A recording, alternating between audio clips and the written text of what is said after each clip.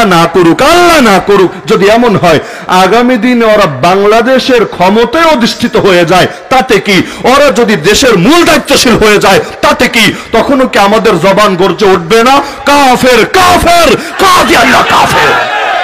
ওরা যদি নামাজ পড়ে তাও কাফের, যদি রোজা রাখে তাও কাফের, যদি হজ করে তাও কাফের, যদি ক্ষমতাশালী হয় তাও কাফের, যদি মসজিদ বানায় তাও কাফের, যদি মাদ্রাসা করে তাও কাফের। কারণ আমার নবীর খাতমে নবুয়তের চাদর ধরে যারা টানা হেচড়া করবে ওদেরকে আমরা বলেই যাব কাফের কাফের কাফের।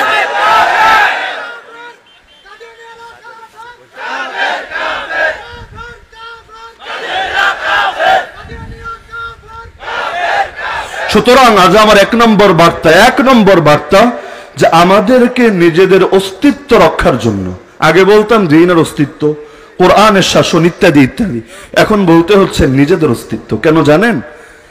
আগে তো বাঁচতে হবে, তারপর না আদর্শের প্রশ্ন আসবে।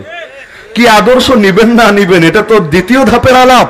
প্রথম ধাপের আলাপ দুনিয়ার বুকে অস্তিত্ব টিকাতে হবে। আমাদের অস্তিত্ব হরণ করার জন্য দুনিয়ার বাতিল শক্তিরা একযোগে মাঠে নেমে পড়েছে।